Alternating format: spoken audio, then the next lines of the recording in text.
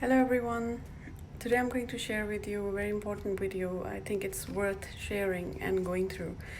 It's actually made by PewDiePie and I'm sure everybody knows him. He's a YouTuber. And honestly speaking, this was the first video I've ever saw from the beginning to the end. I have never really clicked on his videos, and the only reason I've subscribed to him is probably because he's Swedish and I've lived in Sweden. I've worked with Swedish people. I find them very, very amazing people. So I've never really watched his videos because he's known to be a gamer, and I'm not into games, and I don't play games. I don't watch gaming videos. So I never really watched his videos. But today, to my surprise, he made a video paying a tribute to an Indian actor, Sushant Singh Rajput, who's passed away couple of months ago, and it just made me curious because celebrities and depression and suicide, this is pretty common, and I just thought, why is he making a video about Sushant Singh Rajput? But it turned out to be an amazing video in which they're talking about the true meaning of success, and it really is a very, very good video. And I've actually learned that PewDiePie is a very humble human being, and I now understand why he's been blessed with so much success as well. So I think it's worth watching, and that's why I'm sharing it here, so that my friends and my circle would also get to watch this video.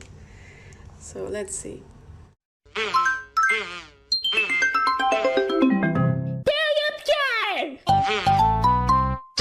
How's it going, bros? My name is Peepa, and today we're looking at Sushant Singh Rajput. In Swedish language, J is the same as Y, so I don't blame him for calling him Rajput instead of Rajput. So many people freak out. This guy is a big deal. I just watched some videos of him and I thought he seemed like a really interesting dude. Unfortunately, he passed away about a month ago. So I just wanted to make this video to kind of tribute him and bring attention to him in his life. If that makes sense, I don't know. I just think he's a cool dude.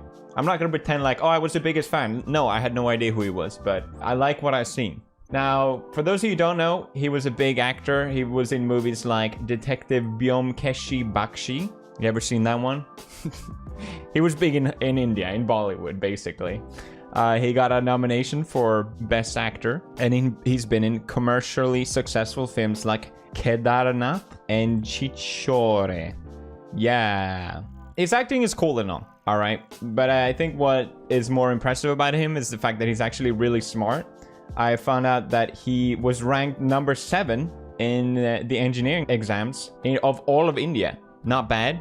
I used to study engineering myself, so I remember I was proud when I got the highest out of 200 people.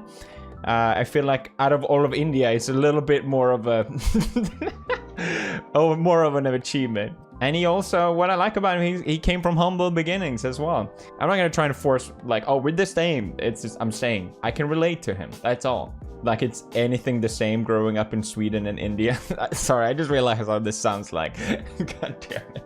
He was also National Olympiad winner in physics. What? Smart dude, basically. And you can tell just by listening to him. Apparently, I saw here, he worked for Ekta Kapoor. Remember her? That fucking dumb bitch. I noticed Sushant followed me on Instagram, and I was so confused by it. I wonder if it was because I trolled Ekta. I don't know. Regardless, he dropped out of engineering. I dropped out of engineering to pursue his dream to work in show business. And one of the videos, the first one I saw of him was when he did this university talk, which I thought was super interesting, and I wanted to share it with you guys today because I think he had a lot of really valuable lessons on life. So let's watch it. Excuse me if I don't make sense. Excuse me if I get a panic attack right now. But I'll try my best. We love you anyway! Yeah. I became an actor because I had a problem. I was an introvert.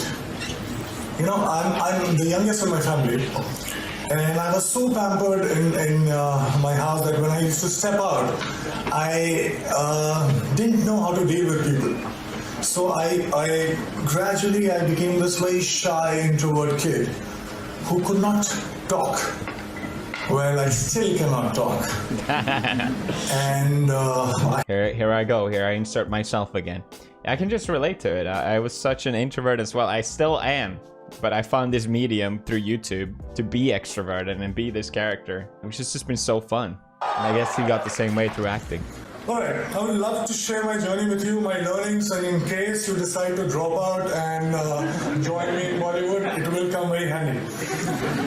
So, I was thinking in the car, what do I talk about? Wait, this guy wrote the script for what he was gonna speak to a university on the car on the way there? That's impossible! But after deep thinking, I zeroed down into two things that I can actually discuss about. These two things talk about chasing your dreams and actually living your dreams, which unfortunately nobody mentioned to me when I was starting out. That's funny, because I had the absolute opposite advice given to me. People were like, follow your dreams, pick what you want. And I'm like, nah, I'm gonna pick the job I hate, because money. So those two things are the biggest lie and the only truth about success that I was told about.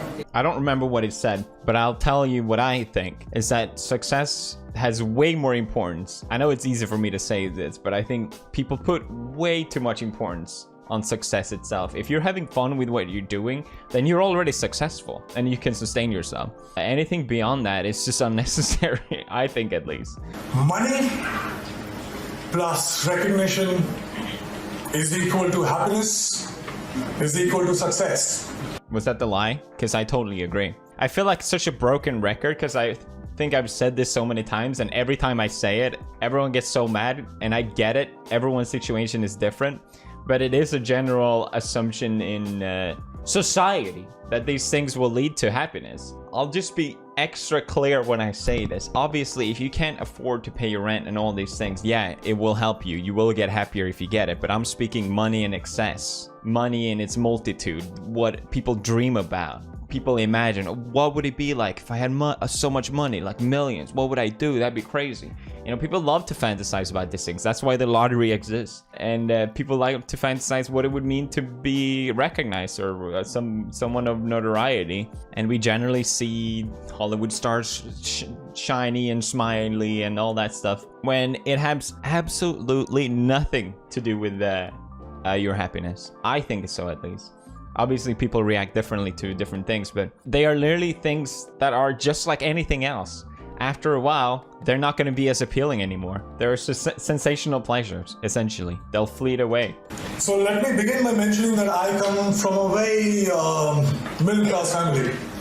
And when I was growing up, money was a big differentiator in my life. Same for me, because my parents were so successful. They made a lot of money, but and I always felt like, oh God, I need to live up to their standards. I need to get a job just so I can be like them. I know, like, boohoo me, right?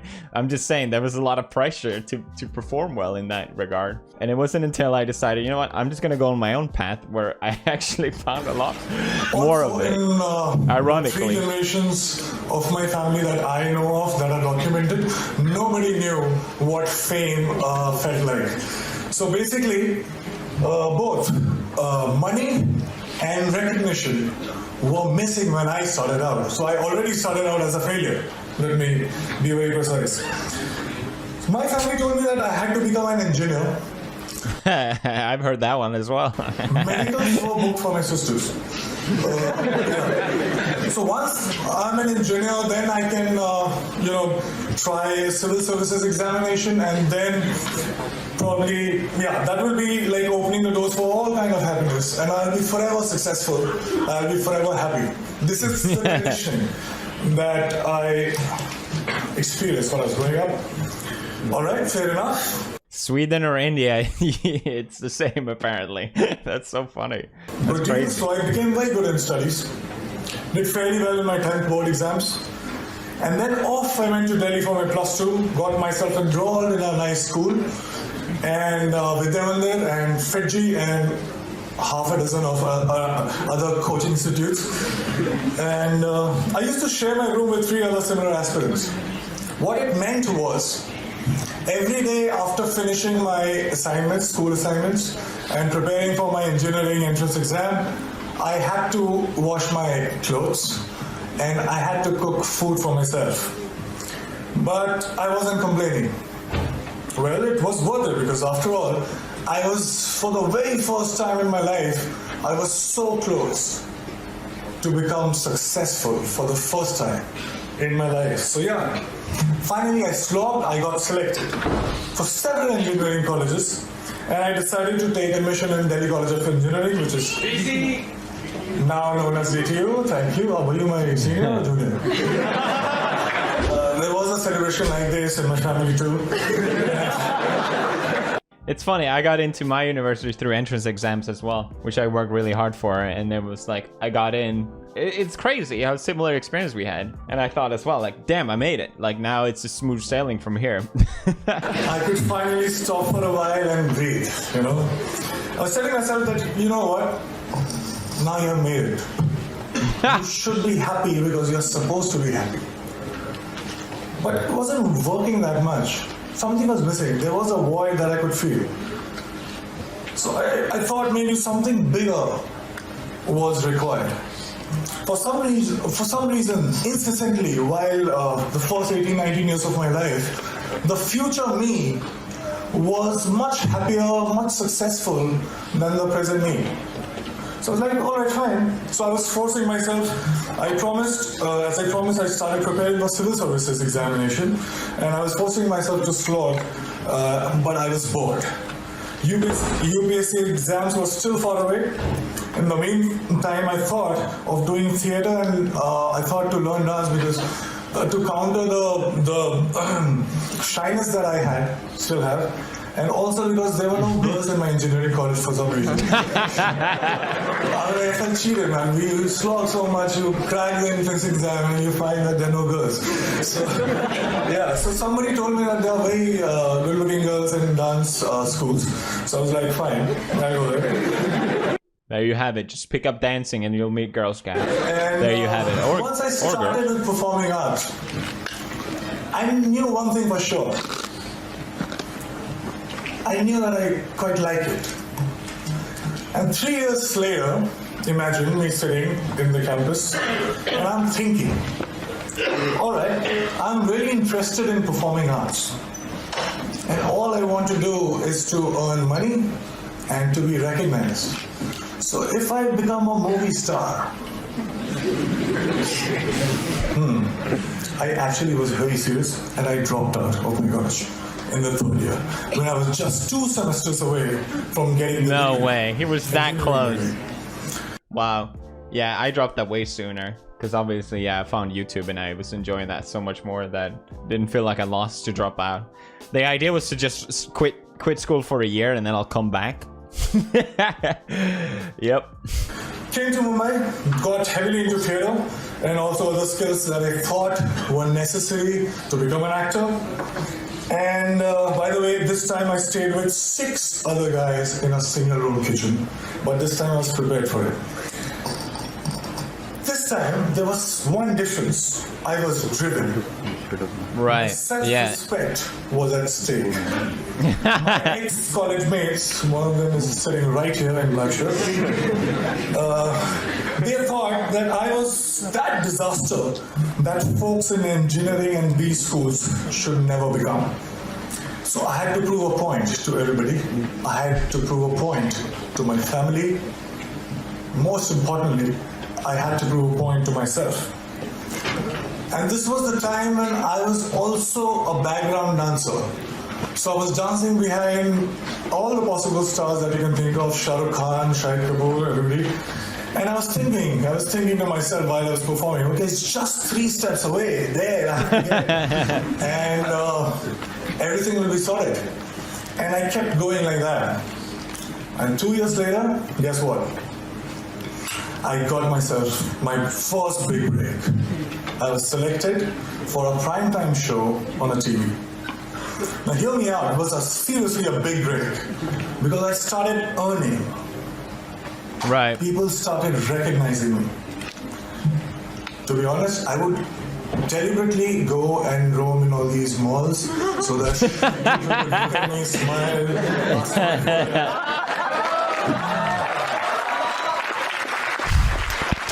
That's funny. And I don't think I ever done that. No. I guess I did. I did go out like make videos where I brofist people. I also suddenly discovered that I actually had many friends from like who were absent all this while, but suddenly they popped up. Crazy how that works, The right? show became popular. I was making good money to a point that money stopped being a differentiator in my life. And I was becoming more and more popular. Now I cannot go to all those malls that I was going all alone. Right. So I wanted somebody to be with me, to save me. That's the thing. You don't realize. First time you get recognized is amazing. You love it. It's so cool. And that's an experience everyone wants to feel. But then you almost feel isolated where you can't go to malls and you can't go to closely packed areas anymore. You just feel like an alien. It's very limiting. Lonely. First dream house. I bought myself my dream car. And just a note Volvo XC90. Thank you very much. to you as well. I was getting such female attention that my engineering college friends could only possibly dream of. Got him. Got him. Oh man. So I was having a time of my life. And then something unusual happened. I got used to everything. And I felt cheated.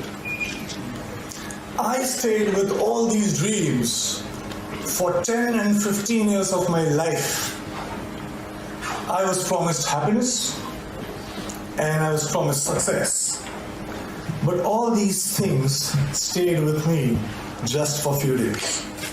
Right. And I'm punctuating me because I started from zero money and zero recognition. So I was not happy. How can that it be? I didn't like this version of success. And the future me again was luring the present me. But this time, I decided otherwise. I would do something else. So that gets us to the second point, which is the only truth.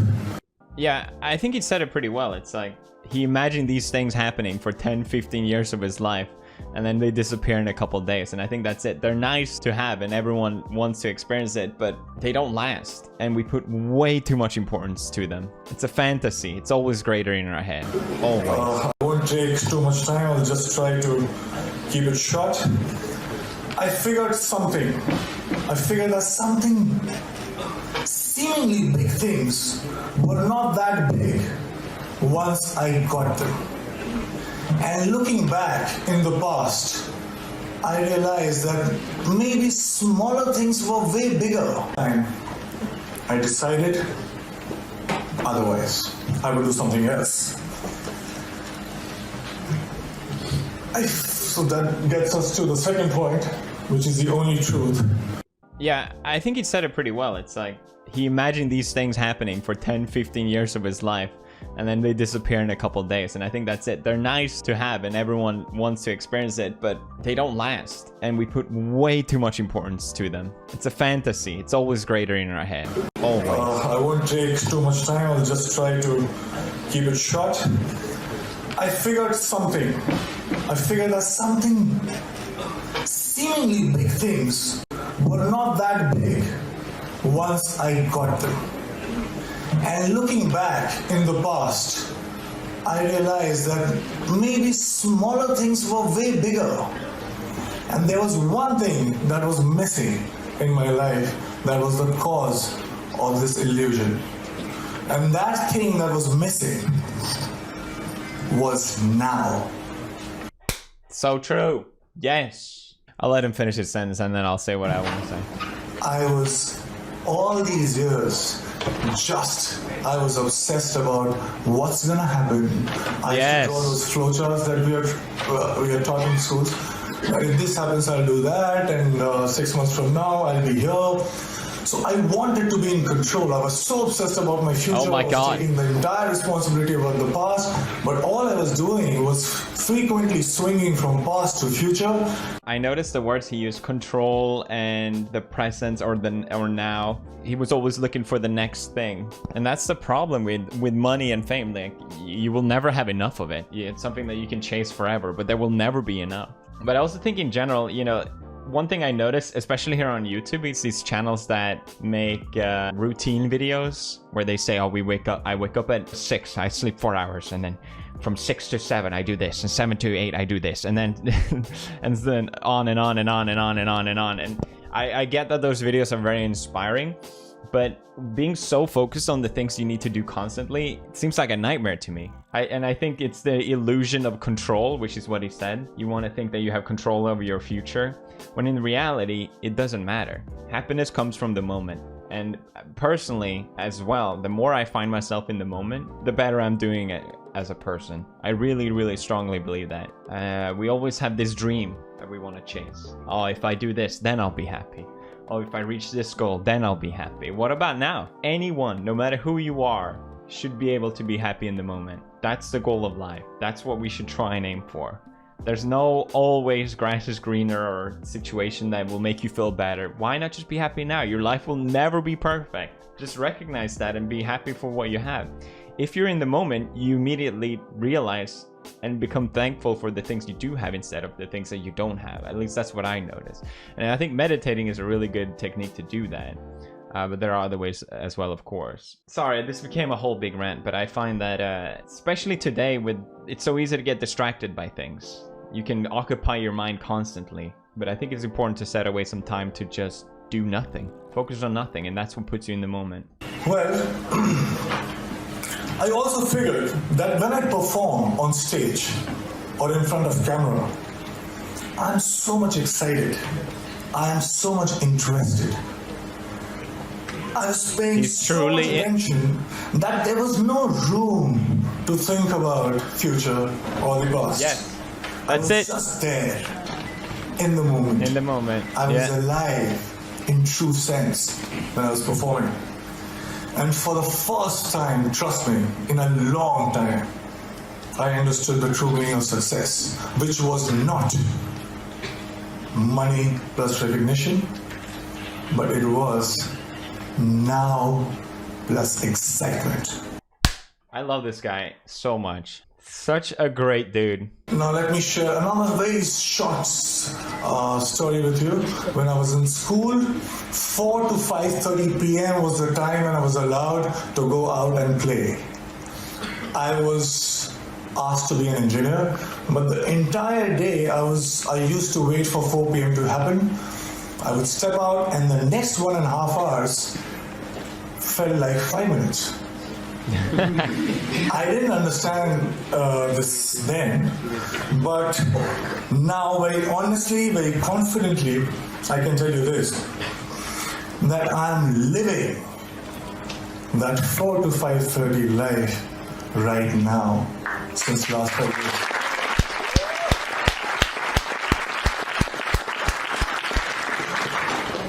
Cause and effects are not different. Excitement is the cause, excitement is the effect. I get tired again and again because all these success mantras that we talk about, hard work, belief, focus, vision, risk-taking, talent, perseverance, we can go on and on.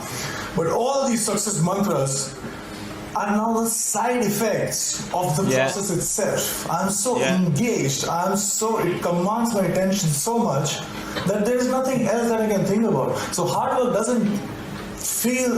feels like hard work. And there's nothing else that you can do but to persist. Talent you will cultivate. Vision you will get. Focus, there is no other way because it's commanding your attention so much.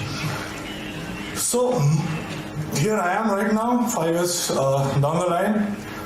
Money and fame, although still could not earn back their reputation in my life.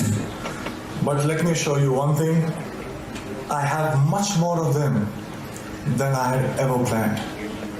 And the best thing, my college one of the professors was very dear to me, called me recently about asking me to plan this interaction with students, and I very humbly requested that can I get my degree back.